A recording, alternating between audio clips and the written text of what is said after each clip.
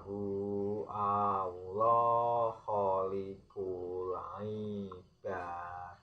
minal adam wa ila wujud sumal adam ba'dal maujud aku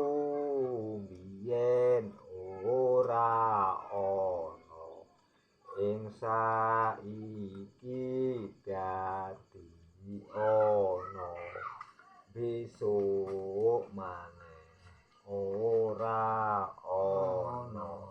padha bali maring rahmatullah utawi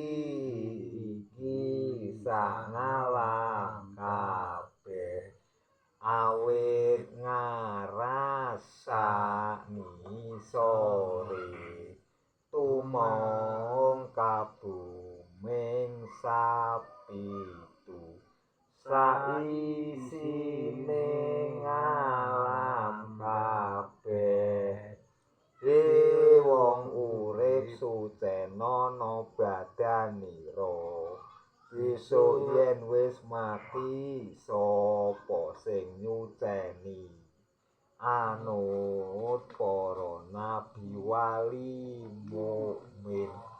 yahu Allah ya Rasulullah iling sira manungsa padha tobat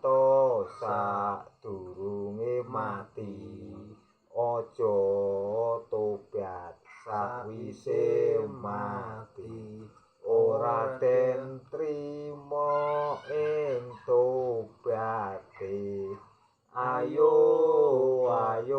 padha ngibadah pumpung isih ana uripe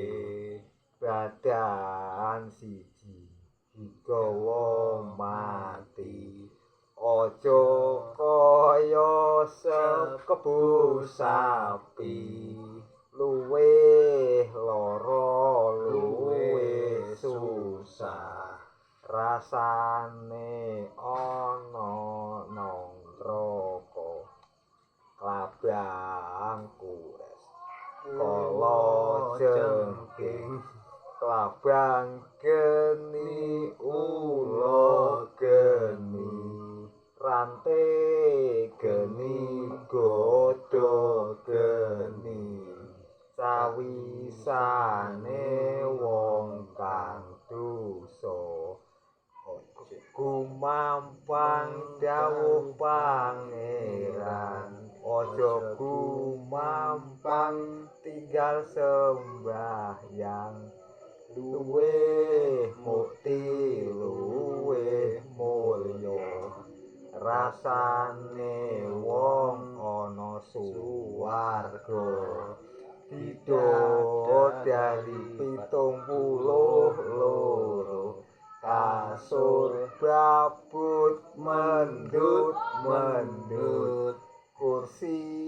gading rencang kencana klambu sutra ditretes inten sawisane